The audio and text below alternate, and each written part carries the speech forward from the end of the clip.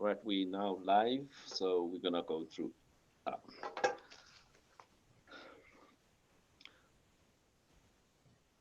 Good evening. Oh, sorry. Good afternoon, ladies and gentlemen. Um, Welcome to the Dr. Fundi channel. My name is Fundi Lenyati, and I'm the host of this channel.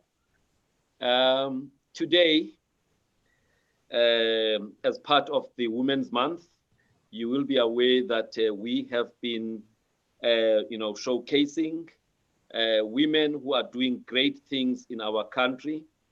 And we have been looking at people within the healthcare sector, but also people beyond the healthcare sector, because I believe that when you want to learn, you can't just limit it from, or to people in one sector.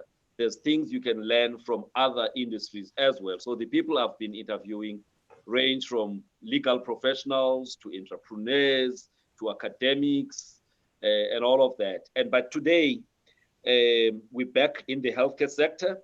We are hosting Ms. Thiloshni Govender.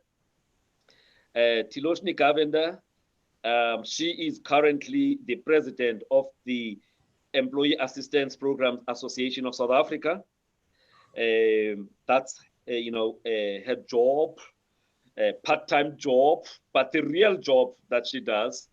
She's actually a director of Employee Health and Wellness at the Eastern Cape Department of Health, where she is responsible for a number of things. She's responsible for the psychosocial side of the employees of the department. She is responsible for issues of health and safety of the employees in the department. She is responsible for driving programs around HIV and AIDS, as well as TB. She's responsible for ensuring that those who get injured in the course of doing their duty, or even, contract COVID during the time of, them doing their duties, she needs to assist. She also is involved in issues of sports and recreation.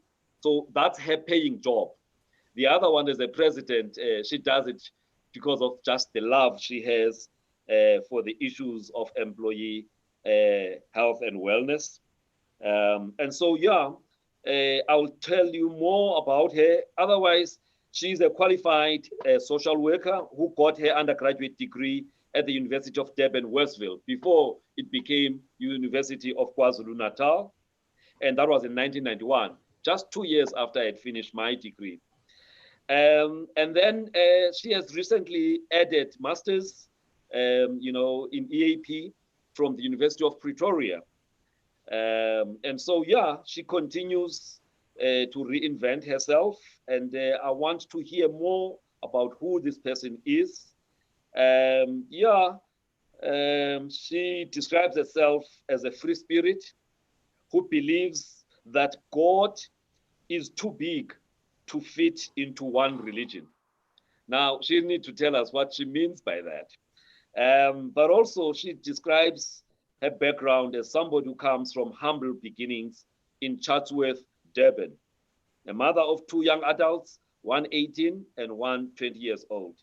So with that introduction, Thiloshni, welcome to the Dr. Fundi channel. Thank you, Doc. Yeah. All right. And I must also introduce, Dr. Pravesh Butram. Dr. Pravesh Butram is actually been the mentor and the coach to Thiloshni since the time Thiloshni started working in the EAP environment at the Department of Correctional Services many, many moons ago. So I felt, we can't just be celebrating her, but the person who molded her to be what she is today, professionally speaking, must also be here and tell us a little bit about Thiloshni, but that will be, around the 60-minute mark after we've heard a lot.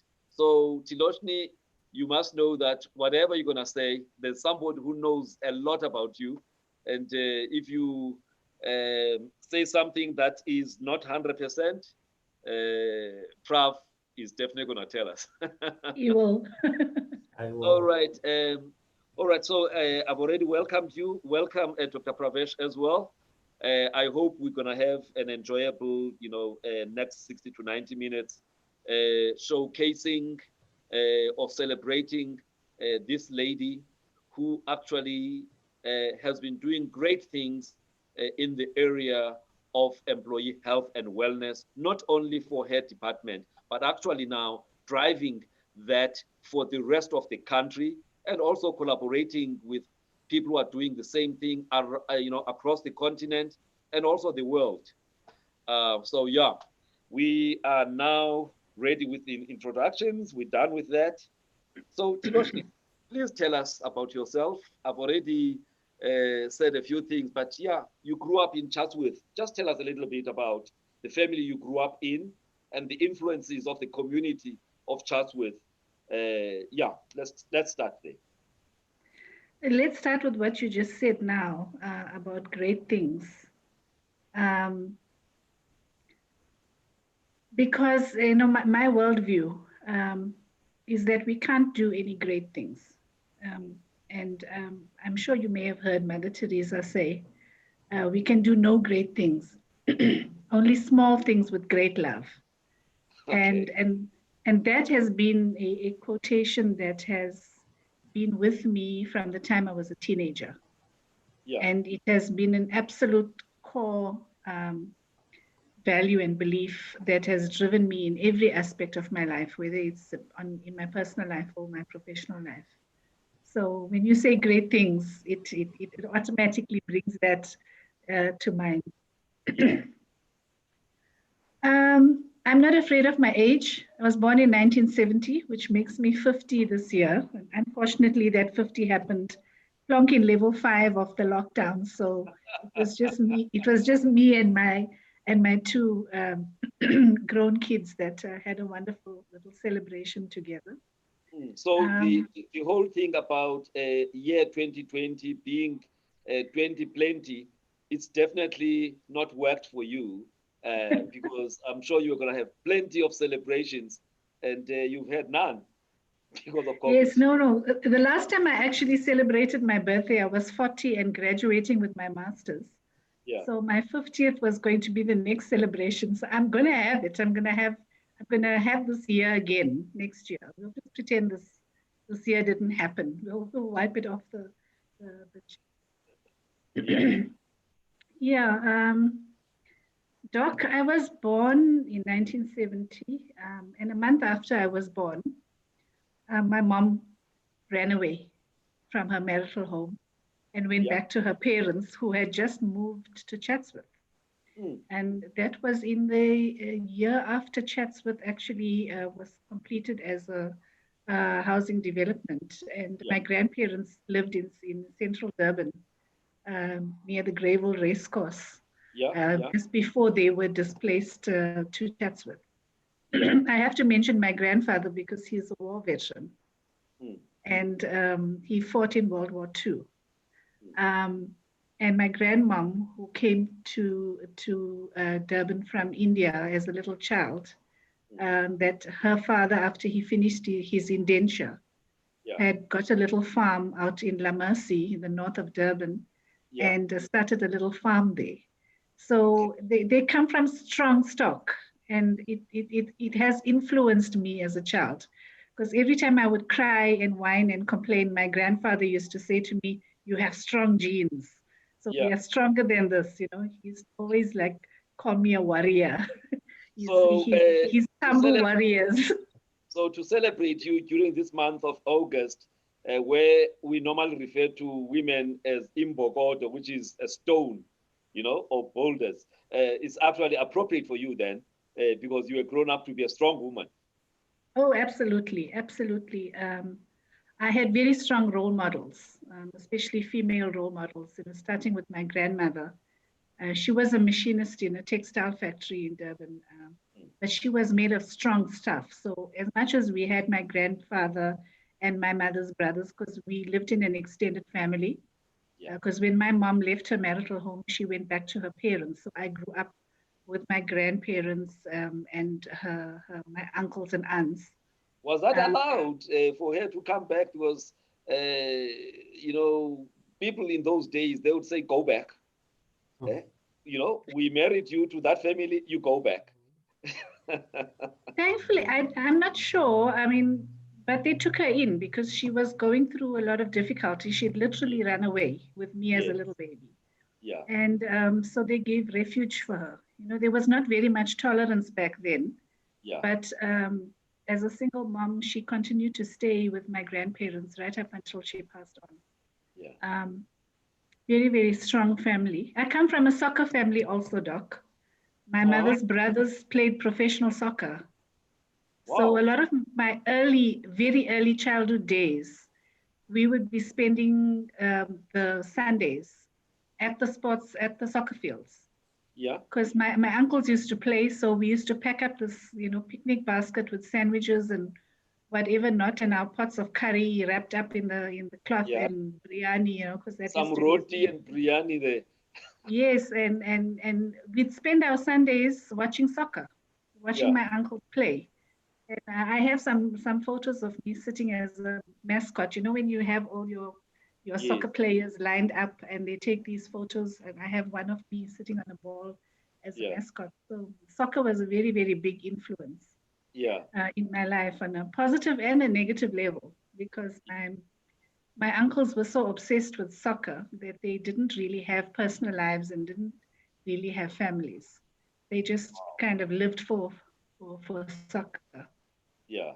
Yeah. Yeah. Yeah. Yeah. Um, I come from Chatsworth Unit 7, which actually is on the outside border of Chatsworth, bordering onto Welbedat, Yeah. which was the old Indian farm area. So it had, informal houses, wooden iron houses.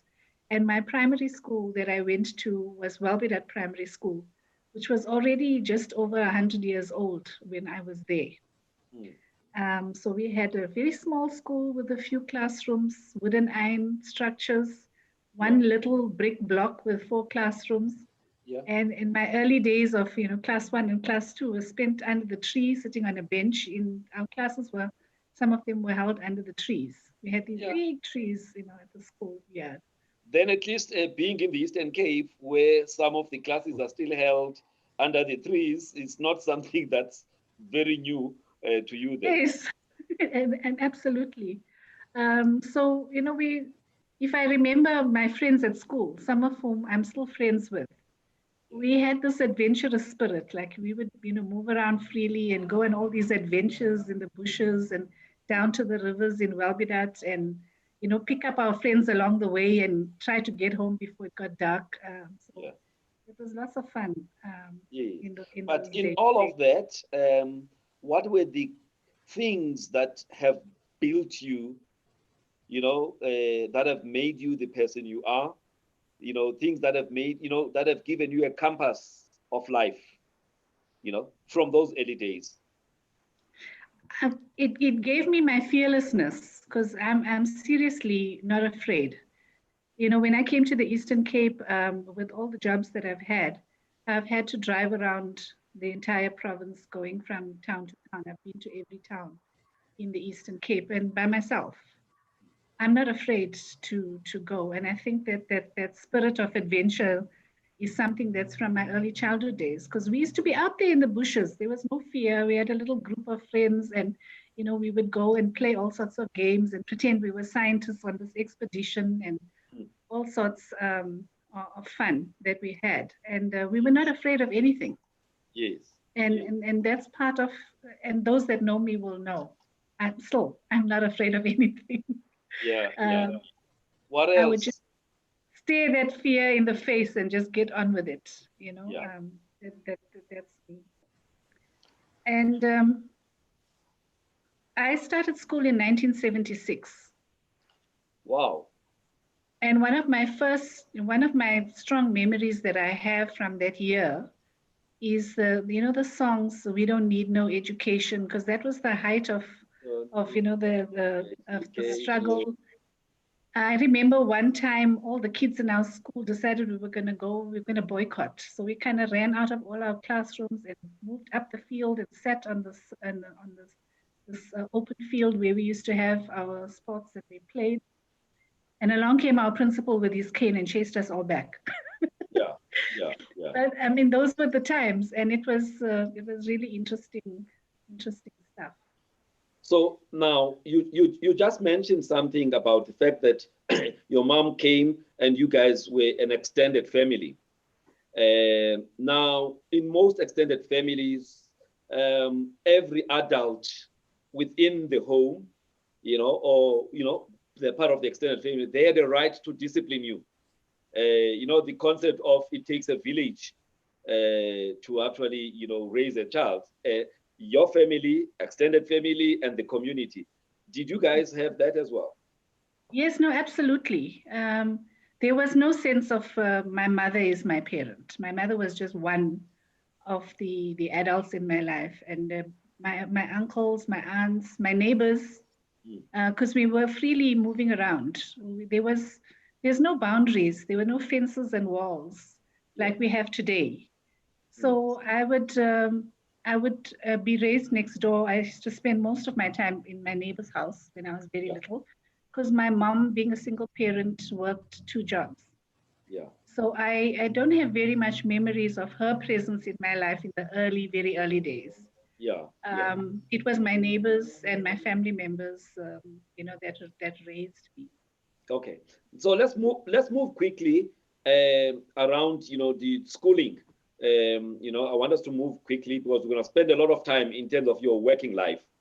And that's where Dr. Prav is going to have to come in, from the time he employed you at Correctional Services, your first venture into EAP, So I want us not to spend too much time here in the growing up part, but just some highlights.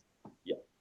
Yeah, no, great. I went to school at the Rice Secondary School, which was about 1 kilometer away from where I lived. Yeah. One of my favorite subjects at school was speech and drama. Doc. Oh, I now we know why you had a drama queen. was a matric subject at our school. I had done all science subjects, your maths, physics, and biology, because I wasn't sure about what I wanted to do. But in my life story, there's just one very significant event when I was in standard 6 or grade 8. And my mom, by this time, Doc, had got an age exemption and went to university, studied to become a social worker, qualified as a social worker, and started a social work in 1982. So that was the year before I went to high school. Yeah. She worked at Pinetown Child Welfare as a social worker. And Child Welfare had arranged this youth camp at the Marion Hill Monastery for 1 week during the school holidays. And all the clients of Child Welfare's teenage kids attended this camp, and my mom dragged me off to that camp as well, because by that time I was becoming a serious rebel. To trouble and fighting back on discipline. And it was a pivotal moment in my life at the Marion Hill Monastery. It was where I first got exposed to life skills programs, self-awareness. I still remember every single moment of that week to this day, every story, every game, every activity, because it's what influenced my career choice. I decided, hey, I'm not going to be like I saw around me in the township. Shats was very much a township. And there was a lot of substance abuse and gangsterism and social problems. And I decided I'm not going to do that. I'm not going to go down that road. I'm going to make my life count. And in going to that course, I said, no, this is what I want to do for other people. Because if that could have such an impact on me, then this is what I want to do. I found my purpose during that program. Yes. And I'd always known since then I wanted to go into psychology or social work. Yeah. When I was in high school, psychology, I realized it takes a long time. You have to have your master's, 2 years internship. It's just as long, to become a medical doctor. Yeah. So I opted to go for social work because I thought it would be quicker for me to get there. Because I studied with student loans and bursaries. Yeah. So I needed to start work. I couldn't take a lot of time studying. Yes. So that's what influenced me. And then also, I was involved in a universal spiritual organization called the Divine Life Uh-huh. Society. You Mhm. were asking about my view that God is too big to fit into one religion. Yeah, I thought I was gonna take you up on that one. I needed clarity, but I think I know what you mean. But still, yeah, I want you to tell us. Yeah. Interestingly enough, in my childhood home with my grandparents, Yeah. my grandfather was Catholic and my grandmother was Hindu. Mm. So in our home, we practiced both religions. So while my granny had her little shrine and we did all the Hindu rituals there, we also went to church with my grandfather. Yeah. And going to church appealed to me because I was praying and singing hymns in English, Yeah. because English was our home language. Yeah. You know, um, we spoke English at home. Our parents were excited about speaking English. They did not want to speak the vernacular, and they only spoke vernacular when they didn't want to know what they didn't want us to know what they were saying. Now let's go back there. So, what language were you speaking at home? I mean, there's Hindi, Gujarati, Tamil, and all of. Yeah. Which one did you? Which one did your granny speak? Tamil, we were Tamil Yes. speaking. Okay. We were Tamil speaking. So I did pick up some few words along the way. I did go to Tamil school, but only learned to read and write because the Tamil characters are different. Yeah. So you could learn the sounds and phonetically be able to pronounce, but Yeah. we didn't have the vocabulary, that grounding. So don't ask me to speak Tamil. I can understand it, but I speak more Afrikaans than Tamil.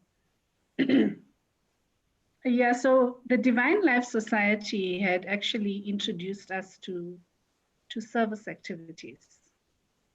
And from a very early days of high school, we would be involved in feeding programs, in youth programs, community work, because it was a very, very big part of the spiritual organization and the spiritual activities that we did. Yeah. So it's where that service part of me comes from. Yeah. You may have heard the word selfless seva. It Yes. means to Yes. serve. You serve God in human beings through acts of Yes. service. Yes. And it's not that you're helping them, but you're helping yourself to recognize the divine in other people and to serve the divine in other people. And Mm. it's been a very, very, very big influence in my life to this day. How I wish most people in South Africa would embrace that. Nowadays, it's about serving self and those around me, and to hell with the other people. They will see themselves. Which is sad because to serve other people brings you an immense amount of joy and personal satisfaction. Um, as compared to your job, my job is fulfilling, but it's those other activities that bring me this really, really true and deep joy. So it is what actually feeds me to this day, even as a public servant. Mm. And you may think, director wellness, but I see leadership as an act of service. Mm. I don't see leadership as a power and authority. I Mm. see it as a guardianship role, and I still do. Yes. Um, it's the divine life that gave me this. I still have this in my office on my wall from my first job. A saying called "Work is worship," Mm. and it's been a philosophy with me when it comes to work. I see my work as an act of worship, and then I try to do it according to my value system. Mm. And it comes from the divine life. Yes. I later joined a spiritual organization called the Sri Satya Sai Seva organization, which is an international spiritual movement. Mm. It's not a religious movement. You can be of any religion Mm. and be part of the movement. The movement is based on 5 human values, Yeah. and those values feature in everything that you do, and it drives your spiritual path and your spiritual aspirations. Mm. And it's that's why I chose this field. because Yeah. it's in alignment with my spiritual values. Yes. Yes. And, Yes. and it's what drives me. And when people ask me, but why do you do EAP? Why are you involved with IPA SA? And in the NGO sector, I'm involved in fundraising activities and other service activities. It's because it's the value system of serving Yeah. that's important for me. Yeah. So just one thing before we move, I said I was going to say something about Chatsworth. Now, as students in the 4th year, 5th year, 6th year of medicine, there would be some rotations that we needed to make at the RK Khan, hospital in Chatsworth. Now, the worst time to be,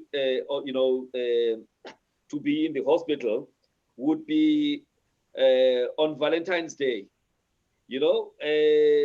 If you are working in an ER or casualty in RK Khan on Valentine's Day, around 8 p.m., there would be a flood of people who have taken overdose of Panados or Disprin or whatever, because whoever that they were waiting for as a Valentine did not pitch or picked up somebody else.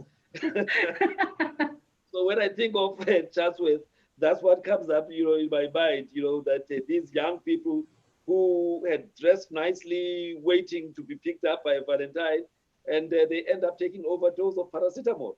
Yeah. But anyway, let's move on. Talk about attention seeking. Yeah. High school years, I must say that I've had some amazing teachers, and we're still in contact with them, um, that guided me through. It was a very turbulent time in my life in high school. I spent 3 years living away from home with an aunt, Yeah. just so that I could focus. And it was not for my teachers that guided me.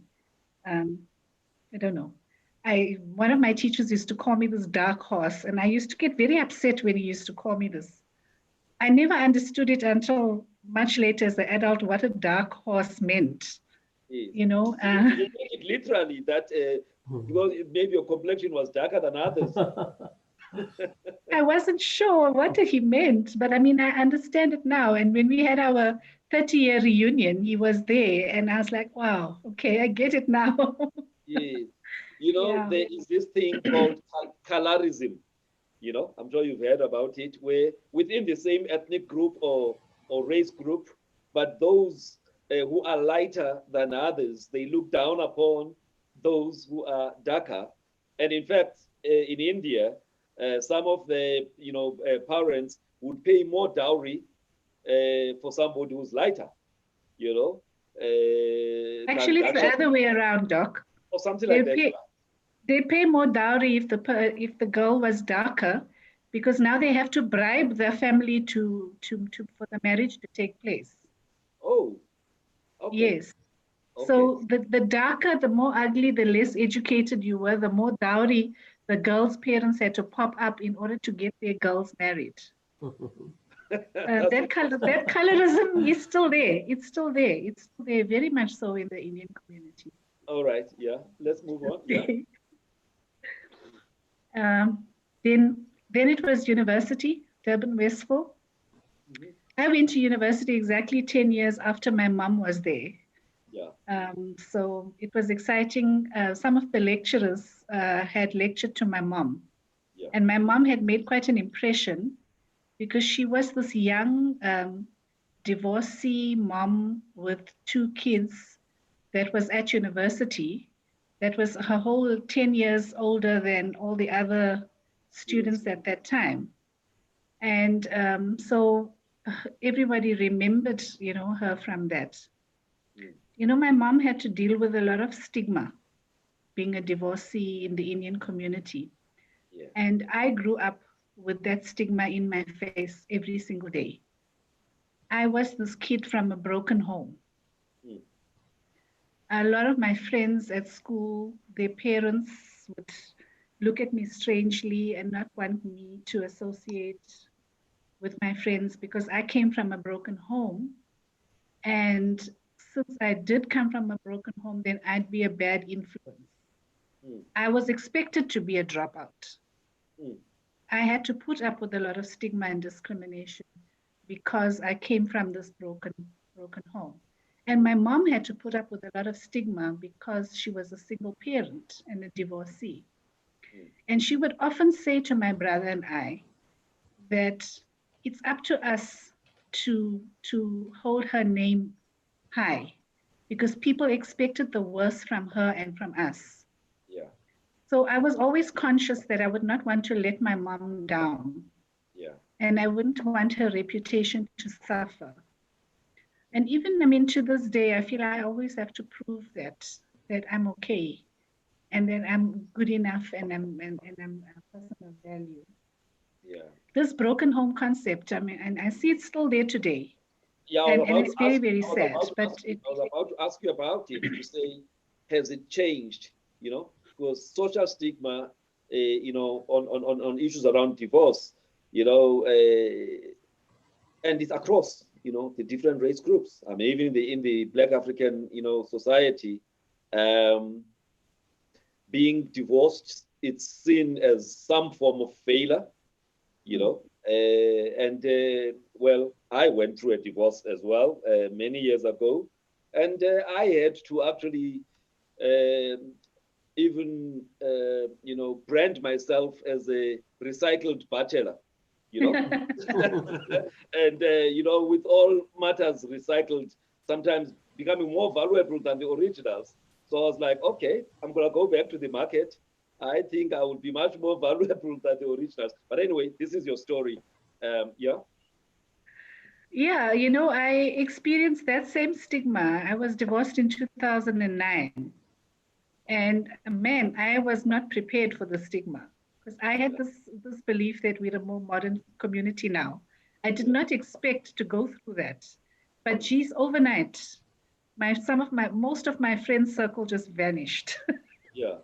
And I isolated myself for quite some time because I would be hearing the rumors. There'd be rumors going around about what happened.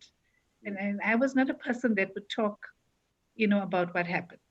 Yeah. So people were guessing what had happened and what went wrong and making their own stories, which would come back to me. And And maybe it, linking you with what had happened to your mom, that it was happening to the next generation now, which is you. no, thankfully not, because my mom passed away at the young age of 48. Okay. She had cancer. Okay. So it was just before, actually, just after I moved to East London in Yeah. 1996 that she passed on.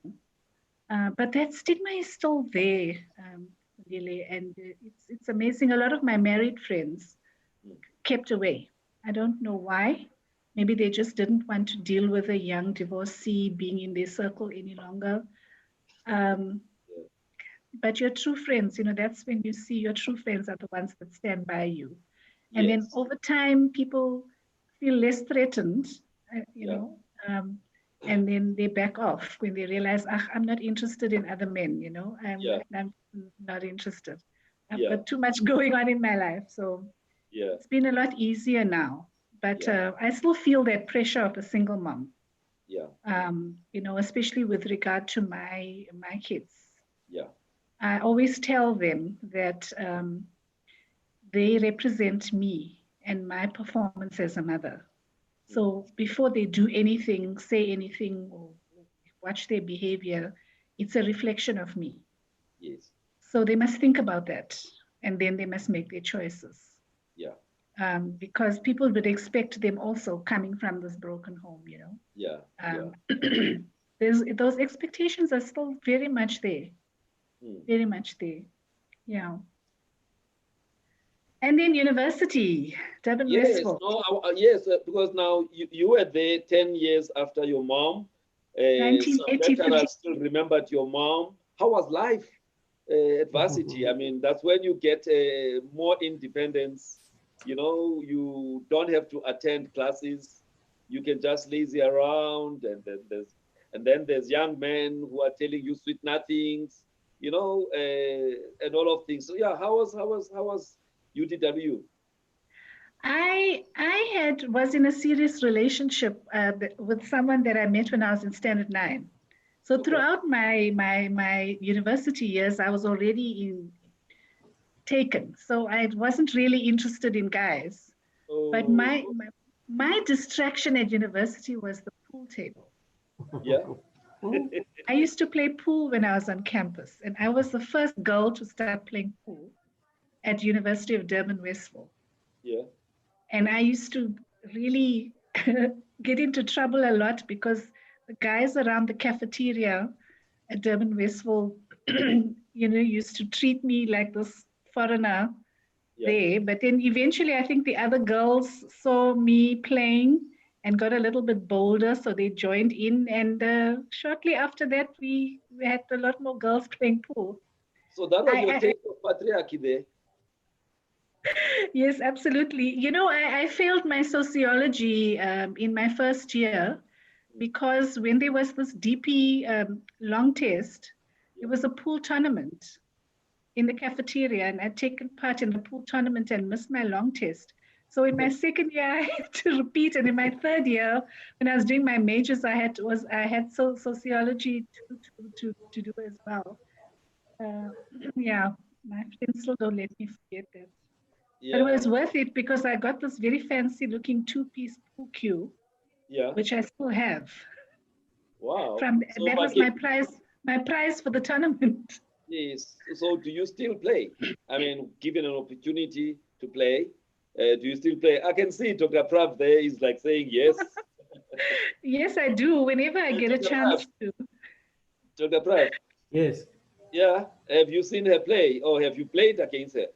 I have played against her, Uh, but I'm and not going to say who she won. beat you. Yeah, no, I still love playing pool. I don't Yeah. do enough of it, and I wish I could do more of it. Yeah. Yeah. Um, but that was the fun part about campus Yes. days. But Um, what besides pool, what would be your highlights, in tertiary? Your highlights, and maybe also some low points, but where you learned a lot about life. I was working part-time, Doc. I didn't mention that to you. From the time I was in primary school, standard five, Yeah.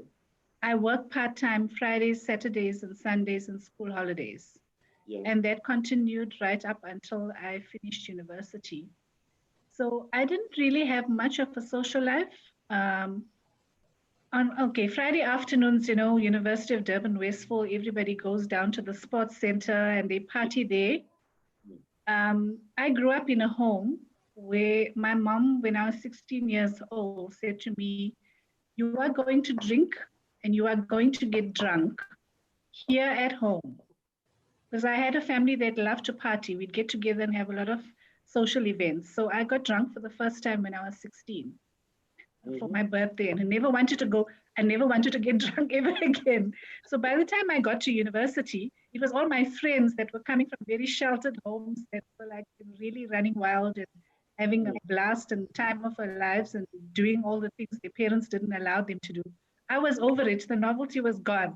So I'd Yeah. spend most of my time taking care of them and making sure they didn't get into trouble when they were drunk Yeah. and Yeah. being the designated driver. Because, Yeah. when you're in your first year at social work, you get told you must have your driver's license before you qualify. Yeah. So I had my driver's license and I was the designated driver, taking care of all my friends. But as a social work student, from your second year, you are required to do practical placement. Yeah. So I was placed at the university's community service Yeah. organization in Chatsworth in Unit 3 in Baysville. Yeah. That community center belonged to the university and they would use it for their students, whether it was social work or the optometry students used to run eye clinics there. That was where I spent a lot of my time Yeah. doing community projects. One of my first projects was a toy library. Mm. Because the community was so poor and the kids that used to be in the preschool never had access to toys. So I started the toy library so that they could borrow toys, play with them, and return them. Yeah. And then all of them would have turns to play with that, with the toys. They could borrow them. So we'd gotten toys sponsored by Dulux at the time. And we had painted this toy library, put cartoon characters, made it bright and colorful, and we had it working exactly like a book library. So that was one of my first community work projects as a student. Yeah.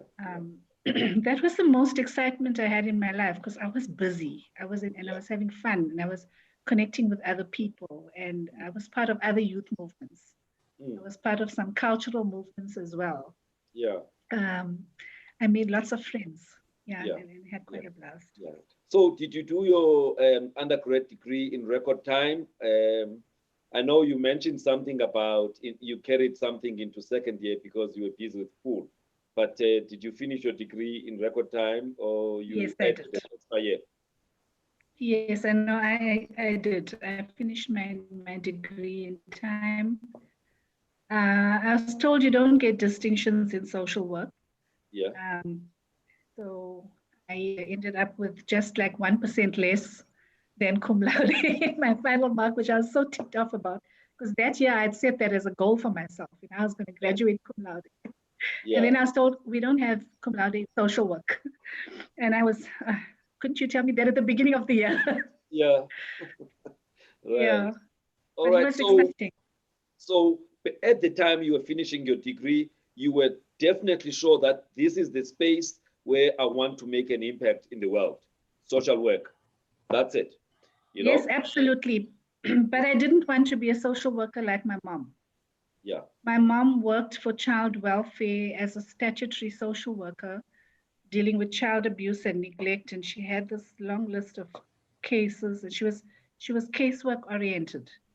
I was more community work oriented. I wanted to have empowerment programs and the exciting part. I, to this day, don't particularly like counseling, even though I can do it and I do enjoy it. It's not my favorite part of social work.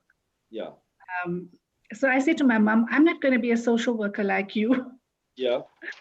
And I had to join child welfare as well. Yes, I was about to say that your first job was actually in the same child welfare and Sanka in 1992.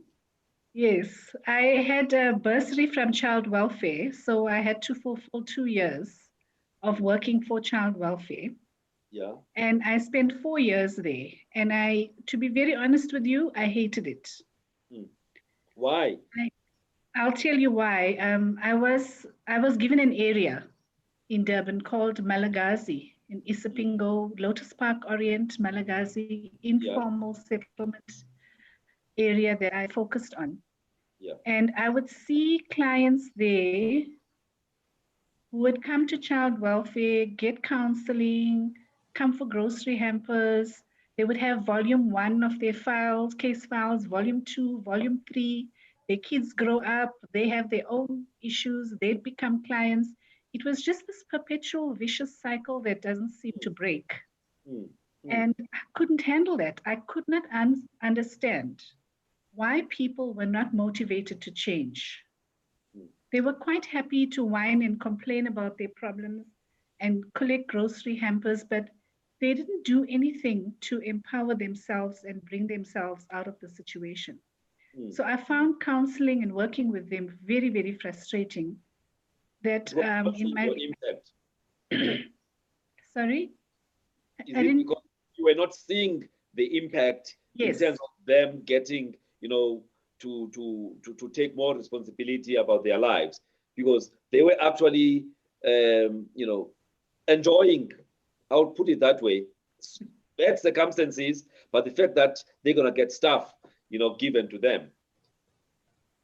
Yes, and I couldn't handle that. I actually at one point thought I'm going to leave social work and maybe become a teacher. I started studying a couple of subjects towards that degree when I got the option to work for Sanka. Yeah. And that work was prevention work only. I wasn't going to do very much counseling. So and awareness and all of those things, training, sensitization, and stuff like that. Teenagers against drug abuse. Yeah. TADA, you may have heard of TADA. There were youth programs. EAP. Sanka had an EAP program that was when I first got a taste of EAP, because we were contracted to private sector companies in and around East London. So I'd for gotten people, married for people who don't understand, EAP, it's Employee Assistance Programs, support Yes. programs at the workplace for troubled employees. Yeah? Yes. I got married in 1995, and shortly after that moved to East London. Yeah. To work at Sanka. And I loved it at Sanka, because I was working with the schools, with the youth, with the Buffalo Flats area of East London. I don't know if you know Buffalo Flats. Yeah, The I township know. area, very much like Chatsworth. So I was at home working there, Yeah. working with the youth. There were some very incredible community leaders there that had turned some of the gangs into soccer clubs, and instead of fighting on the streets, they had them competing on the soccer field. Yeah. So I connected with them, and we had a lot of good programs running. Yeah. But my favorite was EAP. Yes. My favorite was EAP because for the first time, I was able to see impact. That, in a community, counseling services was like a tissues and tears thing. But in the workplace, people were more motivated to change because they were afraid of losing their jobs. This whole concept of constructive coercion. I loved it, because now here was an opportunity to see people change and transform and improve their lives. So I was hooked. So when the opportunity came to correctional services was advertising for EAPs full time, I jumped at the chance, because I thought, yes, I feel like I'm making impact here. Yeah. All right. I think let's bring in Dr. Prav there, because he was at correctional services. He is basically the father of EAP in the public service, because correctional services was the breeding ground for all, people who wanted to do EAP. They get trained under him, and then they move to other departments. Dr. Prav, you advertised jobs for EAP. Yes, we did.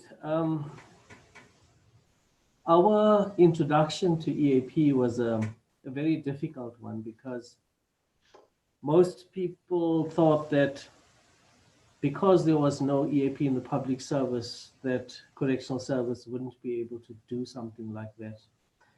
And I was busy at that stage with my master's in sport and had no intention of branching out into the wellness field. But as it usually happens, you do get sidetracked, and sometimes that sidetrack is the best route to take. So we did advertise for about 40 EAP positions, and it was the first time in government that somebody had decided to advertise for those positions. And Thiloshni was one of the first people that joined the department.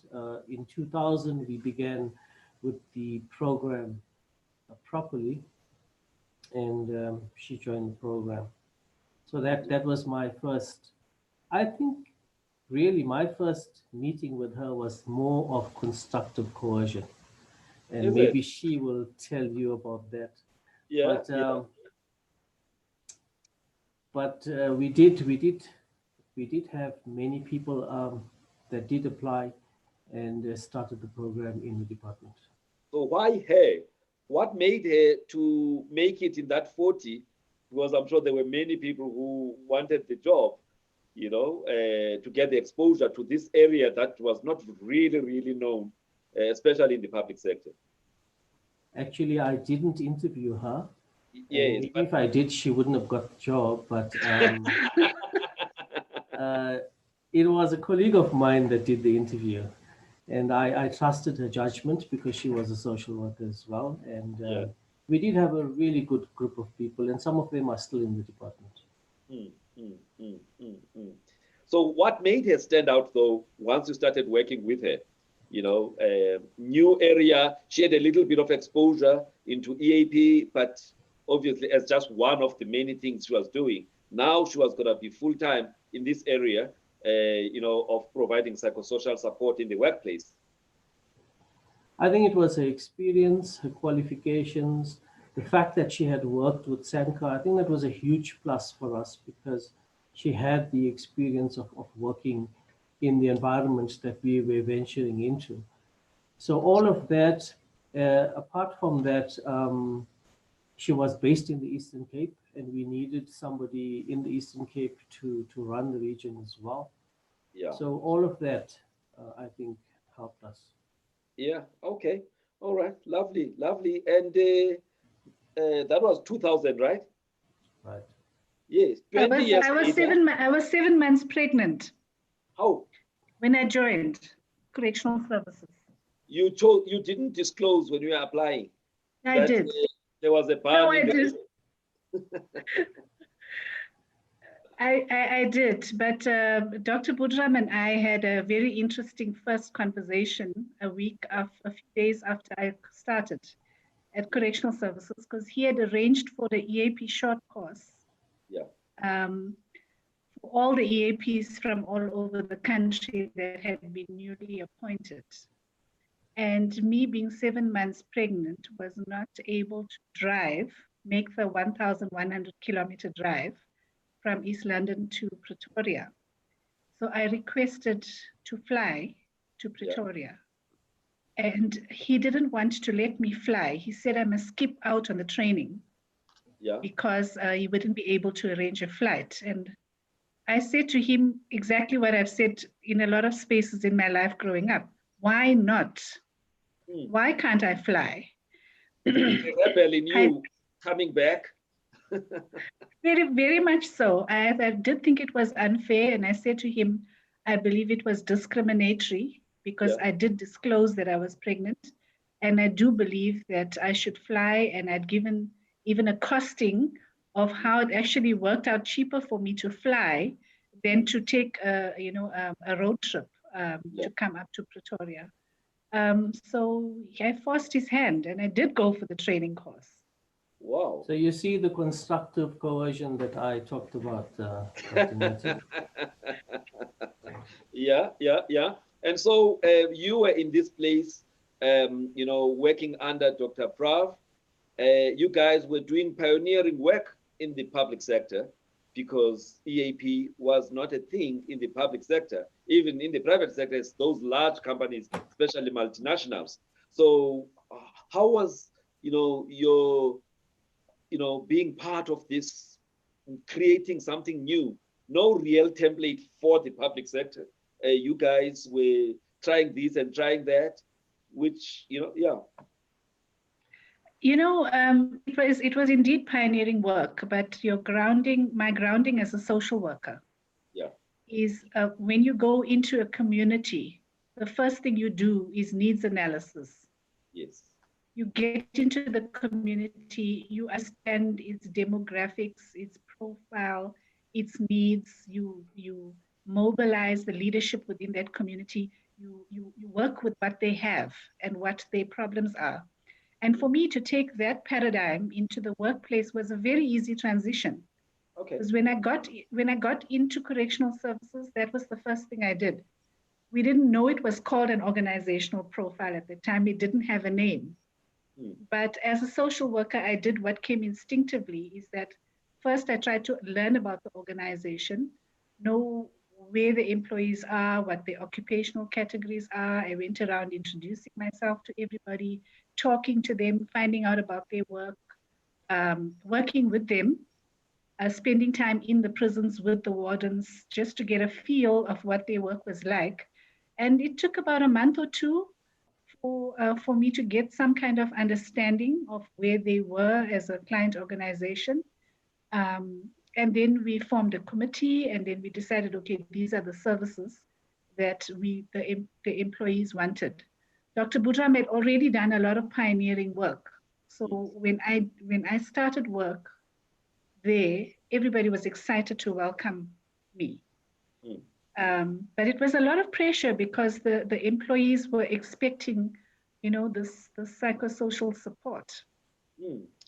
And I was Because, I mean, incredibly the busy. environment in the correctional services space, I mean, it obviously is one of those stressful environments, because remember, these people have to look after people who, some of them have done like serious things against, society.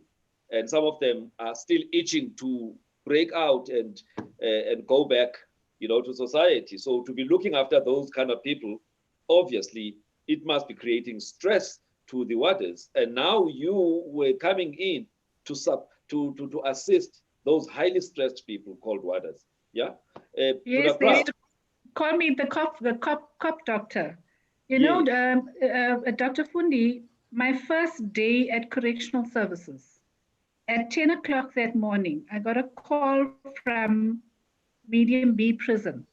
There Yeah. was a warden sitting on the floor in one of the passages with a gun to his head. Mm.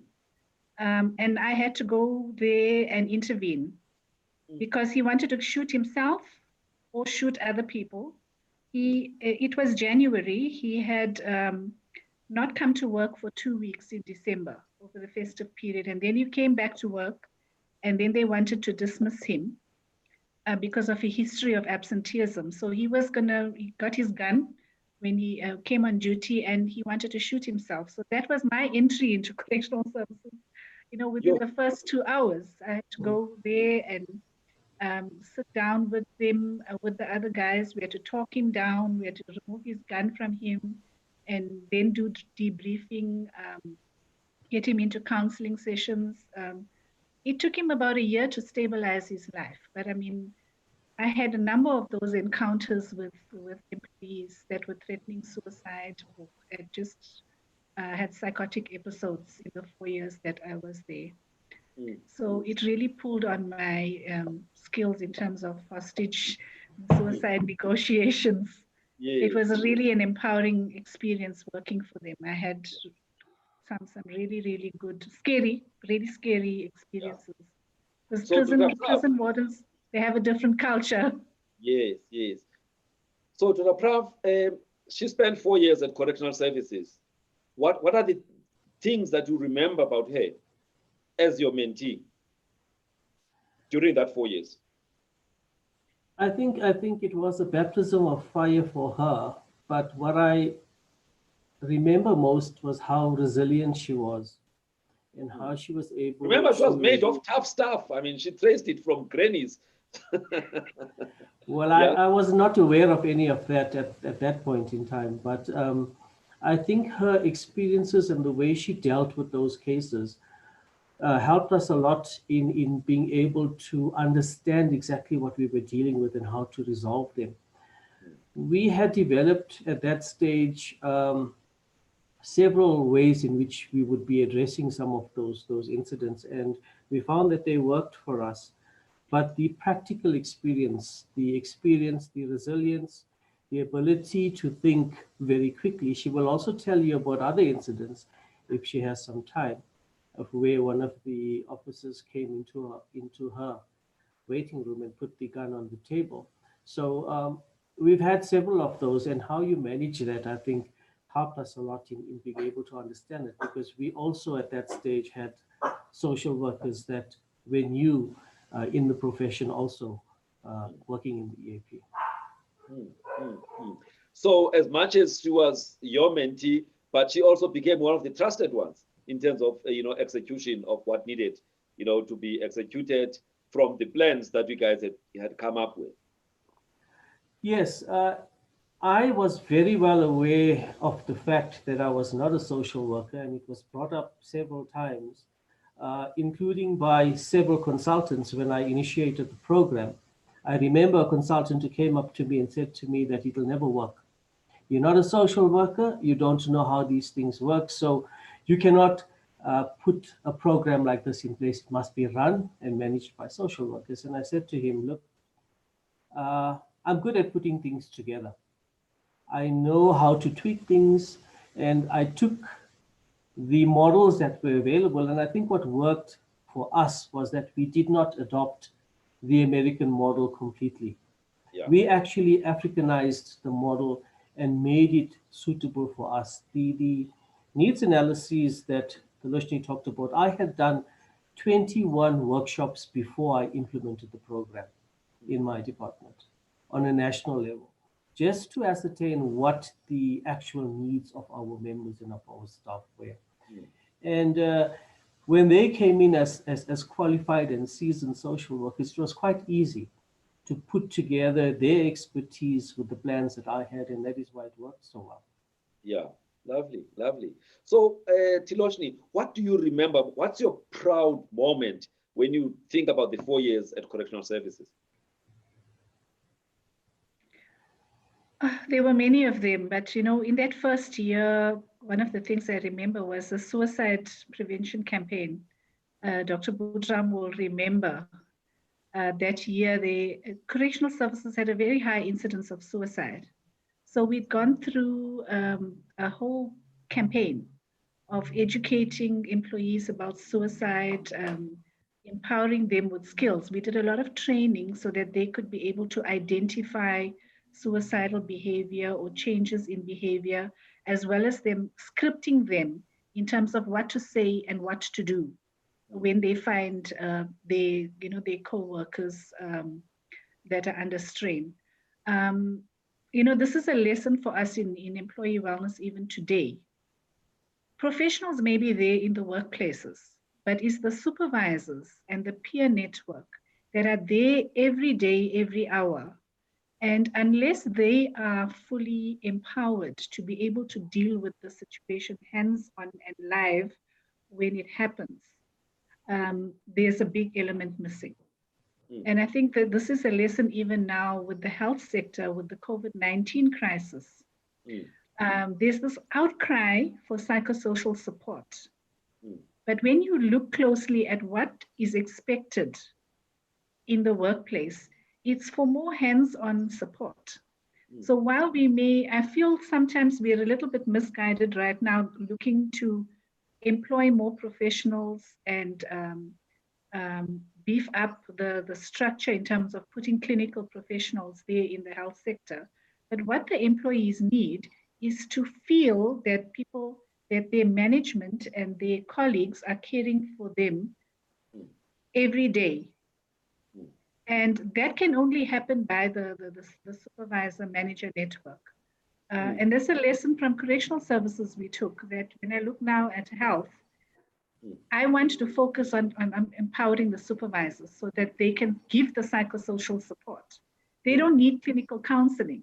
They just need somebody to check on them every day, to ask them if they are okay, and deal with their issues and how they're feeling at that time, where they are. Yeah. Now, at the time you joined Correctional Services, you were already amongst the people who, were involved in the Employee Assistance Program Association. You had started a branch in East London. You were a founder member there. You went up the ranks. You were a vice, and then you became a chair in 2007, and all of that. So basically, you were working in the EAP space, but you were also doing stuff outside, about this space that was new, that was growing, and you had been given a responsibility to actually grow that in the Eastern Cape, like Dr. Prav said earlier. How was that? That was a very exciting time. What I realized as a social worker is that generic social work practice needs to be adapted when you come into the workplace. And what I could see is that the public service at that point in time issued an instruction that all government departments should have EAPs. So there were lots of people coming in from generic practice. Plus, there were people that were not social workers or psychologists, that didn't come from a behavioral science background, that were in the space trying to implement EAPs. Because there was no direction initially in terms of what to do and who should actually become an EAP practitioner. So there was this need for capacity, development. even within those of us that were already full-time in EAP. So it was like a natural thing to reach out and create a peer support network. And then IPA SA had already established itself by then. So we thought, let's start a chapter in the Eastern Cape. There was one in PE, and we used to travel from all over the province and go to PE for the chapter development sessions to network and to have capacity building workshops with our colleagues. And then that PE group became too large, and we decided, let's branch off. Let's create another branch in East London, because by that time we were almost about 80 of us that were in the EAP sector that needed this development and the support. So IPA Ikala was born. I was already on the board as the chapter chairperson then, and just grew there. You know, for me, it's not enough just to have a job. You know, whatever you learn, you should share. Because as we learn, knowledge needs to be passed on and skills need to be passed on. Yeah. And I've learned the most from my colleagues.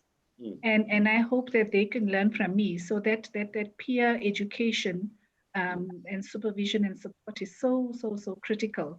Because many of us were pioneering. You know, EAP was so relatively unknown. Yes. And needed to be taken forward. And you grew that branch in, you call it IKALA chapter, the East London based one. You grew it under your leadership, and it was like voted the branch of the year or the chapter of the year. And also you, at a personal level, you got a certificate of merit in 2006 for your contribution into the field. How did that, make you feel, as somebody who was pioneering, as well? That was an incredible recognition and validation.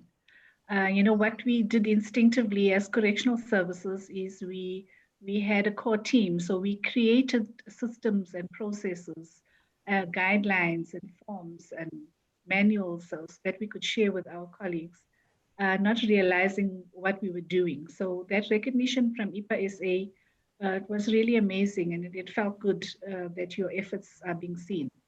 Because very often you work under the radar, and there's a lot of amazing professionals in the EAP field working under the radar and doing excellent work. So I think it's important for us to have that platform to lift what they are doing so that it can be seen and other people can learn from it.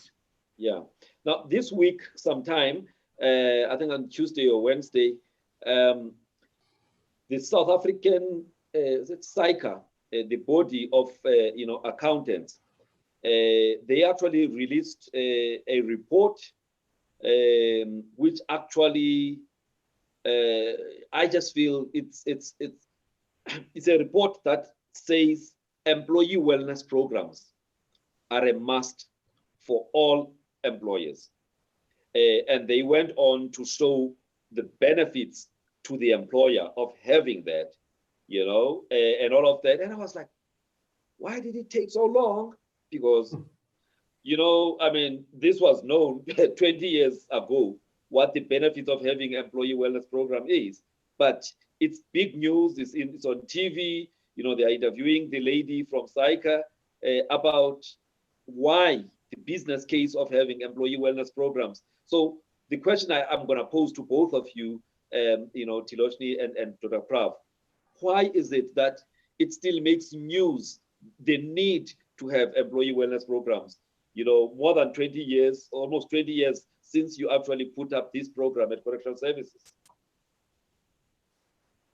I think there's it's just a really sad. Okay, let's start with Thiloshni. Yeah, it's your day, so yeah. It's a really sad thing because EAP, I don't know. Let me speak for the public service. When an instruction is issued, the public service has a tendency of complying. Yeah. And that compliance is not a good way to start something. Usually, if you work from a developmental perspective, you develop programs and projects according to need. But when there's an instruction for you to do something, it's coming from a different angle. So the buy-in and the understanding of what employee wellness programs can do as strategic partners in an organization. The whole element of the return on investment, that part is not there in the public service. It's starting now to come up because people are starting to say, okay, I'm investing in an employee wellness program. What should I be getting out of it? And I think it's the other factor is that we have a community of workplace organizations that don't really understand what the program can do for them. And this is a challenge out to the service provider industry as well, because they have largely been doing business with a consumer base that does not know what they should be getting. So there hasn't really been much of the focus on the quality assurance of employee wellness programs. So as a result, including demonstrating value add, in terms of we've been looking at utilization rates. All this time we kind of monitor utilization rates rather than looking at proper return on investment studies to see. Because ideally, an EAP program must see a shift in absenteeism, in disciplinary hearings, in workplace accidents, in conflict in the workplace.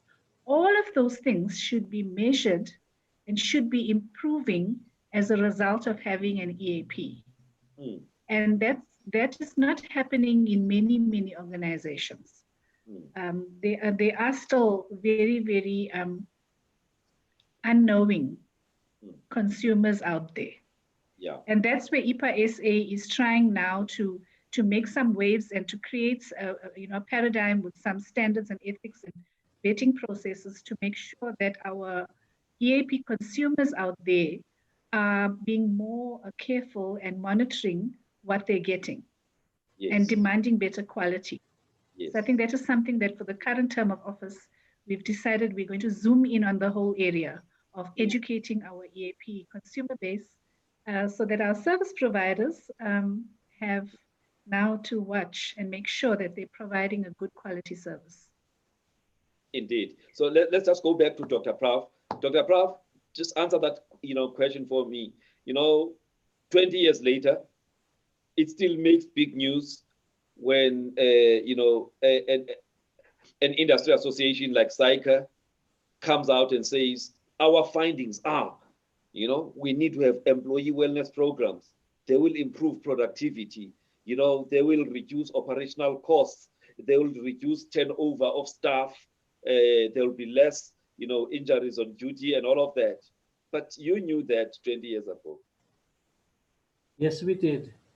I think we need to go back to the history of employment in our country and understand that we largely had a workforce that was dispensable. A workforce that if they were stressed, they didn't belong. A workforce that if they were depressed, they should go home. So that's the type of background that we seem to have. And I encountered the very same challenges when I joined correctional services. That if you were, as a military organization, which we were militarized in 1996 when I joined, we were told in no uncertain terms that if you are stressed, you don't belong, that you should probably look for a job somewhere else. So with that as a background, and also the fact that many of our managers seem to believe that taking care of employees is an HR function and not their personal responsibility. As a manager or a supervisor, you are responsible directly for everybody that falls under you. And even now, managers seem to relinquish that role and to defer the responsibility for taking care of their staff to HR. HR will take care of them. HR will manage the absence. HR will make sure that we manage the sick leave, that they manage the sick leave, but it's not their responsibility. And people are beginning to realize with COVID-19, I think this in a way has opened up the understanding that every employee is responsible for their own health, but every manager is responsible for every employee as well. And now they are beginning to realize that they should be taking care of their employees. 20 years down the line, they should have realized that a long time ago. I think managers and organizations pay a lot of lip service to staff and employees. They don't really take care of them. Yeah. And on every World AIDS Day, CEOs and MDs and Exactly. DGs and all of that, they'll say, employees are our best assets. Mhm. But then if you go and say, okay, do you have any resources to make sure that these best assets are looked after? You'll be given a lot of stories. But anyway, Thiloshni, so you grew up the Ikala branch in the Eastern Cape, but you also got involved at a national level. You became somebody who was responsible for a number of portfolios, research, conferencing, finance, and then you became a president-elect, and now you are the president of the Employee Assistance Program, Association of South Africa. What does this mean to you? What does it mean, the fact that this organization that you were part of helping to develop, starting in your province and getting involved at a national level, you now, and at the beginning, Dr. Prav is a former president of that organization. All right. You are now the current president. What does it mean to you? As I said at the beginning, Doc, for me, leadership is service, and it kind of just evolved, or I kind of just evolved and grew into that role. The one thing that has not changed is that I still see that leadership as an act of service, and the role as one of being a guardian. But it gives me the opportunity to work with this board. We have an incredible board. The board members have different skills, different personalities, but they bring so much of richness of knowledge, as well as values and energies into the sector. And for me, it's a growth opportunity to try and pull together the strengths of the various board members to push us as a board towards a new direction, a new dimension of our functioning. IPA has been growing in leaps and bounds. But the industry has also been growing in leaps and bounds. So we have been trying to keep up, as well as introduce new levels and dimensions in which to explore in with that. The vision of the new board is to do things that to look at the whole service provider industry, to find new ways of exercising that guardianship function, and to protect the consumers and the service providers and the members that are out there in IPA SA. So for me, what it means is that it's an opportunity for me to grow. It's an opportunity for me to serve, and I'm going to do whatever I can to capitalize on the strengths of the board and to move them forward. It's just a wonderful opportunity for me. Yeah, I'm going to ask you a controversial question. Maybe the three presidents before you were males. Am I right? Yeah. And after a long time of having males, Black African males for that matter, right? Then this Indian woman who is based in a province by the coast, in an organization that had a lot of influence, by provinces that are in the north of the country. You come in. How has it been? It's been challenging because I'm not based in Pretoria. So a lot of we've had to create systems to make sure that we can lead where we are. But thankfully, because we in the 4IR generation, we can lead from wherever we are, and that makes it possible for us to continue the operations of the board and to continue meeting and engaging with with each other, even though we're not all in the same place.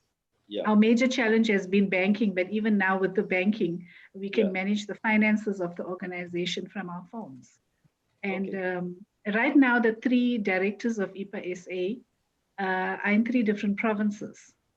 But because of technology, social media, WhatsApp, we are able to talk to each other in real time at any time of day or night. And that has made it possible for us to do this non-paying job after hours and in between our functions. Yes. Yeah. So okay. So you guys, it's never really been a gender issue. No, it's fine. It's never really been a gender issue. I think it. You know why I'm saying this thing? You may not agree with me, but generally in most organizations or workplaces, the issue of patriarchy always rears its head, you know? So I can't believe that 100% there were no vestiges of elements of patriarchy, within that organization. But let's leave it. It's okay. So COVID-19. But Doc, yeah. There are issues, women, it's much more acceptable for men to be in leadership positions and to cope with the demands that come to them than it is for women. Because women have this additional responsibility of family and children. Yeah. And when we prioritize family and children, that is seen as a weakness in the workplace arena. Yeah. And that has shifted slightly, but it is still very much there. Yeah. And I'm not sure whether I would have been able to do all the things I'm doing if I was still still having a role of a, wife and a family and daughter-in-law. And I don't know if I would have still had that much of time and energy to be able to give in the community. Yeah. All right. So COVID-19 happened. And now the industry has to relook its mode of delivery because counseling, face-to-face counseling is not always possible because people are worried about getting infected. And so now new modes of actually delivering had to be put in place. And there was no notice really. And so how has COVID-19 changed the way you as the leadership of the industry look at the industry and this direction? Some things are temporary, some things we have changed forever. So how have you guys looked at the impact of COVID-19 and the legacy that will come from COVID-19? Doc, you would know, being in the industry as well, that we have been, as IPA SA, looking at 4IR and technology for some years now. But we were really taking our time and trying to be thorough and looking at it from all angles. And come COVID-19, it's like propelled us forward, that we can't take time any longer. It's here, it's now, we have to deal with it. Face-to-face counseling is still something that there's need for. But the way we do face-to-face, it's like now we are face-to-face with each other. Yeah. Virtual. While maintaining the social distance, and there's the barrier of the computer. So I think the focus now needs to be, how do we make the space to be safe as a medium for us to be able to use the service. Yeah. And the concerns in the industry has always been around confidentiality. It's it's the cornerstone of counseling and EAP as a profession. The fear naturally would be on the safety of using media, Yeah. of using the various platforms to do face-to-face counseling. Yeah. So as leaders in the industry, we're going to have to look at that space and see how do we create safety for people to engage. Safety in the cyberspace. And there have also been attempts and exploration of using virtual wellness services, creating avatars. So the face that you see on the screen is actually not the person. They create an avatar, an image for themselves, so that they could engage freely in with the counselor on the other side. Yeah. So I think the time is now for us to just fine tune and finalize a lot of those issues, because there's no time left to wait. We really don't have that time. And in September, we traditionally have the annual conference of the industry. We look forward to that. We have lots of stuff happening, hard work and also fun. Now, 2020, no annual conference of the IPA South Africa. You guys, you now are bringing in some virtual conferences. Just talk to us, about the thinking behind how it impacted your plans of the annual conference and how it forced you to innovate and what's in store. Yeah, thank you for that, Doc. Yes, we had to literally lift the Edu Week and move it into next year, September, because we'd already invested quite a bit in terms of the planning. But it's pushed us as a board to create EduWeb so that we can still achieve our goals as a network and a professional association. For CPD purposes, for networking purposes, we can use new platforms for this to happen. So we created EduWeb, and we're going to be having our first session next week. And it just so happens that after the president's announcement last night about the ban on alcohol and tobacco being lifted, that our first speaker is Carol Fenter, who's going to be talking about the substance abuse and addiction in the space now with COVID-19. So it's actually perfect timing for us. So people have that to look forward to.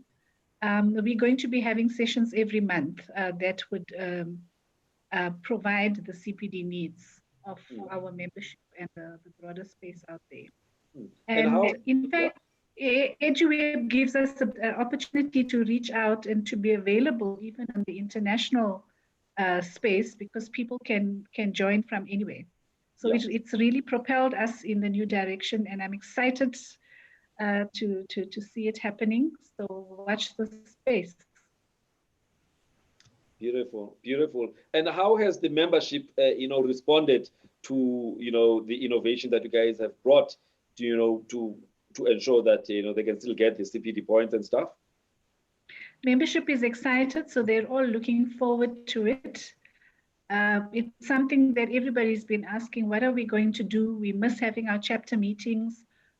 So we've now given them something else that they could look forward to. And within the 50 person limit, we can still engage in smaller groups if people want to join the EduWeb sessions in smaller groups, or they could do so in the comfort of their home.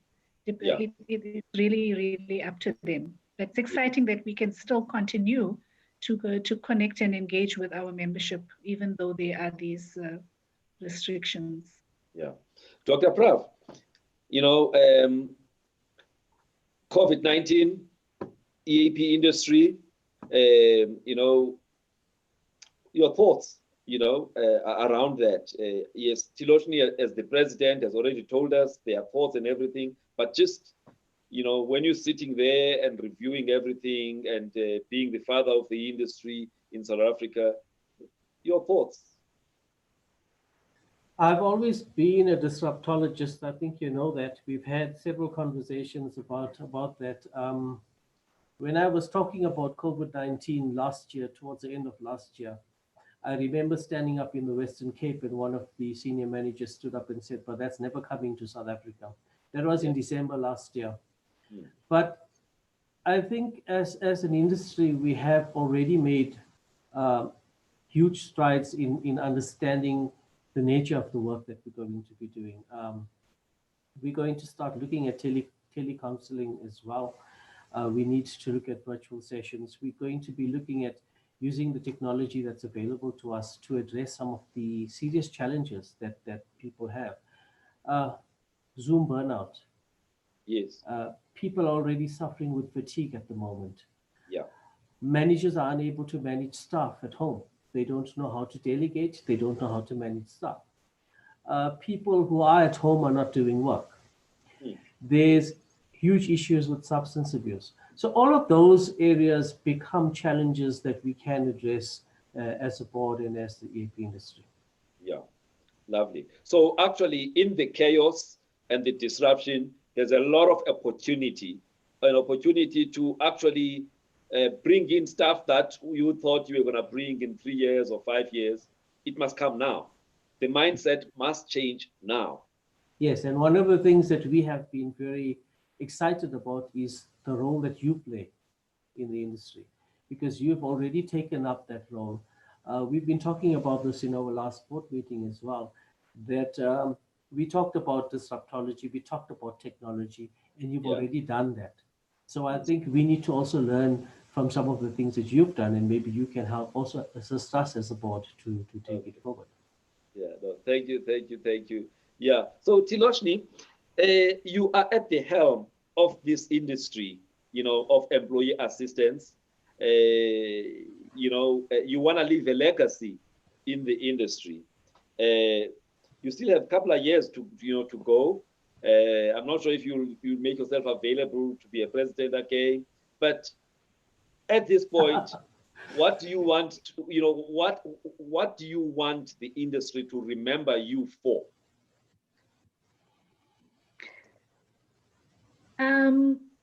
I want at the end of your term, if you choose not to raise your hand again. Yes, I want the industry to remember me for creating and fine-tuning vibrant platforms so that our membership, whether it's individual members or service providers, can freely and comfortably engage with each other, that we create those communication platforms for that to happen. I want the industry to remember me for creating standards for service providers, standards for vetting, refining our vetting process, accreditation and certification, so that the consumers out there, when they put out their tenders in the newspaper, that their specifications can be very clear and specific and include IPA SA service provider membership as one of the criteria. Because through that membership, they can guarantee a certain quality, assurance of the service providers that are out there in the market. So by the end of the term, I would like to see, we have around 40 service providers registered with IPA SA at the moment, but we'd like to see them aggregated, graded according to a set of factors, so that when people are putting out their tenders, they can be more specific about what they want. More like a 1-star, 2-star, 3-star, 4-star, 5-star type of thing. Yeah. Yes, based on size, complexity, and what the service providers can offer. Currently our experienced bigger service providers are on the same platform as the small new startup companies. And for me, that doesn't sit very well, because the consumer out there needs to be clear about what they want, and to make sure that the service provider has the capacity to give them a high quality service based on their organizational needs. And right now, there isn't that clear criteria. So, if somebody chooses to buy a 3-star, then they mustn't expect a 5-star. If they choose to buy a 2-star, they must then know that this is what I expect from a 2-star, and also that you can't buy a 5-star and be given a 2-star. Yes, absolutely. And I think that's one of the things before in my term of office that I want to see that materialize. So there must be a clear framework for how the market should behave for everyone. All right. And recognition of workplaces, because right now we do not recognize workplaces for the EAP programs that they have. We don't look at that at all. So we would like to accredit, kind of like in occupational health and safety, you've got NOSA ratings, that you can get a rating. We'd like to create employee wellness ratings. So we can come into an organization, assess your EAP, and give you a rating in terms of what type of program you have, as an acknowledgement to you as the employer for what you have created in terms of employee resources. Lovely. That looks very exciting. What else do you have up your sleeve that you want to unleash during your term? Well, the rest of the sleeve is to focus on the Eastern Cape Department of Health, my paying job. Yes. Because the Department of Health, being a health service provider, if I could just put it in one line, it's like a mechanic that's got all these broken cars in their driveway. The health service right now is focused on the community and the general population. And I do believe that, across the country in South Africa, health workers are being neglected. Yeah. Employee wellness has always been a nice to have compliance issue. Instead, and as a result, it is not fully strengthened and beefed up to deliver a quality service to the health workers. Yeah. And that's now in the Eastern Cape for the last decade. What I could see, the monsters in the room were always medical legal claims and organizational restructuring, and those were the two big things that we wanted to get a handle on. And in that process, health workers, health and safety, their psychosocial wellness, all of those things kind of fell by the wayside. And I want to see that strengthened and that we have a proper service, because a health worker cannot be effective unless they are well and unless they are safe. With COVID-19, I think we are now almost close to 6,000 health workers in the Eastern Cape alone that have been infected. And we've lost just under 100 health workers. And it is creating major waves in terms of the capacity of the Department of Health to deliver the healthcare service with COVID-19. Not only are we short-staffed because of people that are workers that are infected, but then also those that go into quarantine. Then those that are there are exhausted, they are terrified, they are anxious, they are grief-stricken. So that, and they still have to, pick up their weapons every day and fight in the battlefield. It's a war scene. And our health workers are there on the battlefield, whether they're in a good condition or not, they still have to fight every day. So in terms of the employee wellness program, for me, a lot of my energies right now is focused there. We have a long way to go to make sure that our health workers are taken care of. Now, what you talked about grief, what kind of support programs are there that you guys are implementing for employees in teams where maybe a member of the team, succumbed to COVID-19? Yeah, currently we offering trauma counseling sessions, actually grief counseling sessions, but in the workplace we call trauma debriefing. Everything becomes called trauma debriefing. But it's actually, grief work that we do. There's spiritual support where employees arrange little memorials. They pray together. There's individual counseling. There's telephone counseling that is there. And the National Department of Health has created a helpline for health workers to phone for telephone counseling. So there is several initiatives that have been created for health workers to get support. Yes. But it does not take away what I feel is what we need to do. Yeah. I feel we need to strengthen our supervisors to give hands-on 24/7 shift support to their employees, Yes. and to make sure that in their teams that the colleagues are supporting each other. That is something that we do not seem to be focusing much on. Yeah. And I think if we really want to win this fight with COVID-19, we empower our supervisors to take responsibility for their staff and to give the support that is needed. Our employees would feel a lot more supported. Lovely. No, I'm very happy to hear that. The other time I was talking to Dr. Sinade, who is the Chief Director in charge of Employee Health and Wellness for the Gauteng Provincial Department. And when I was asking him, what are you guys doing to support your frontline healthcare workers? Besides the usual thing, yes, the EAP program, the psychosocial, counseling, I was quite, surprised when he then said they are encouraging, support from a religious point of view, or even broadly from a spiritual point of view. They go and they provide people, with it's more like cell groups, prayer groups. You give Bibles for those who believe in Christianity, those who are Muslim. So basically, the issue of religion and spirituality has come in, because when you hear the people who are recovering from COVID, they tell you that when they're sitting there alone with no one to visit them because they're not allowed to, it almost forces them to review their relationship with whoever they believe is the big man up there, and they've found that it gave them hope.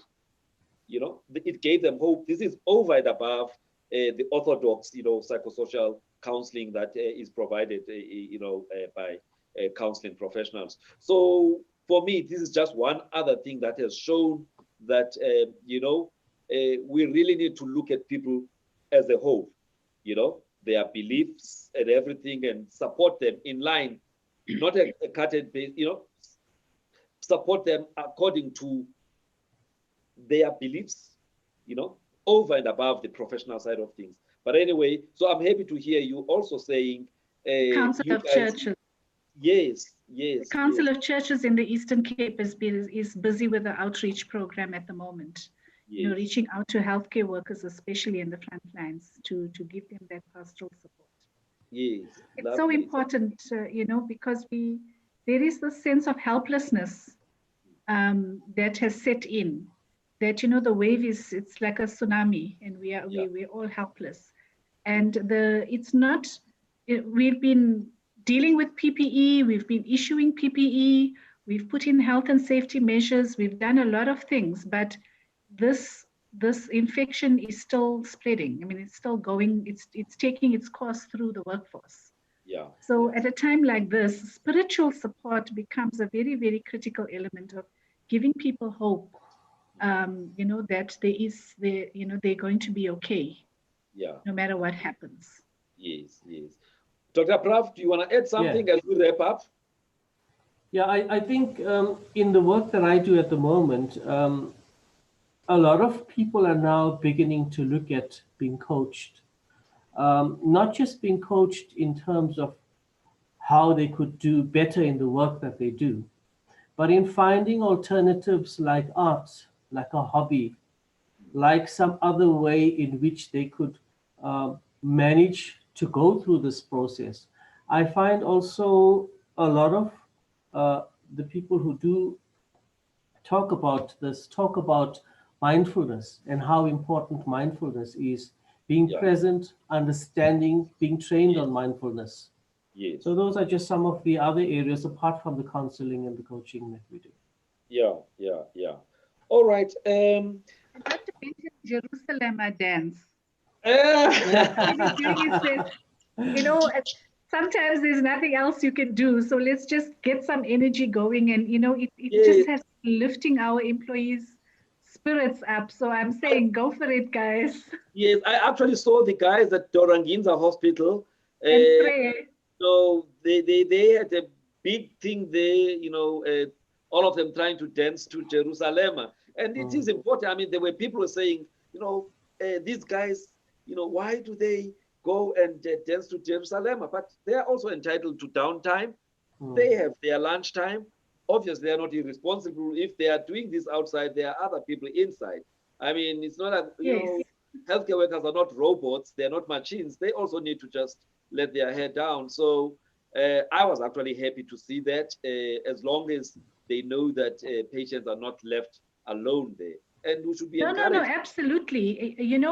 We know the stress management response, adrenaline and cortisol is coursing through our veins as health workers day in and day out. And physical movement is one of the ways that we could relieve and mitigate the negative impact of that stress. So dancing, even if it's 2 minutes to Jerusalem, is Yeah. for me an awesome way to actually burn Mm. off some of that cortisol that's in the blood.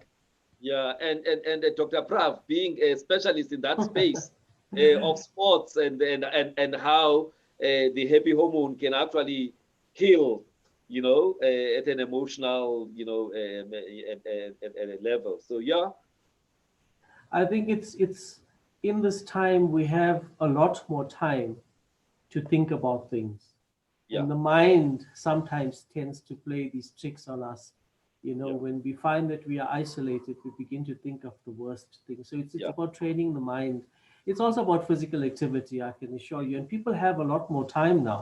The yeah, surprising thing is that they are not engaging in physical activity at this point in yeah, time when they yeah, can exercise. yeah. All right, we have just about 5 minutes to go. So Thiloshni, I'm sure it's not the last time I invite you here. But we needed to know who is this president of the IPA SA. What actually influenced her as she was growing up. What are her passions? What does she want to achieve? And you've told us all of that. So I think people know you more than before we had this conversation. And I hope those people who have joined, watching this, conversation at home, have learned something that they didn't know about you, but also know how much your passion is, for the welfare, the wellness and the well-being of other people. So this session was really to recognize you as somebody who's doing great things, in terms of ensuring that, people's well-being is prioritized in the workplace, not only within your employer, but to the country as well. And under your leadership, and I say leadership, now that you're the president, and even when you were still a president-elect, you guys got an award, in the US, for being one of the countries that is doing great things, in the area of EAP. In fact, in some instances, there's things that I knew that are developed here that get to be implemented by people outside of this country. In terms of the annual conference, the EAP South Africa conference was actually voted the best under your leadership, the best in all industries in South Africa, best industry conference. So really, there's something that you guys are doing, and you must continue doing that. Leave that positive legacy. Some of us who are working in the space obviously will provide support here and there, without crossing the boundaries. And Dr. Prav, continue. One thing about you is that you continuously reinvent yourself. You've now reached retirement, but you are reinventing yourself, and you are still there for the industry. So please continue guiding this mentee of yours. She will always be a mentee of yours because, you've got, more experience. So please continue. That's the reason why I invited you to be here, to say, we normally say behind what man, there is, a woman. But this time around, behind this very, very phenomenal woman, there's a couple of men and other ladies behind who are actually helping her to shape the industry. So your closing remarks, Thiloshni, and then Prav, just about 30 seconds each. Yes, no, thank you, Doc, for giving us this opportunity. You know, the one thing I didn't mention, which was very important, is the role of the Business Women's Association in East London, of which I am a member. And I think it's a sisterhood network that I have to mention because it's an important part of the growth.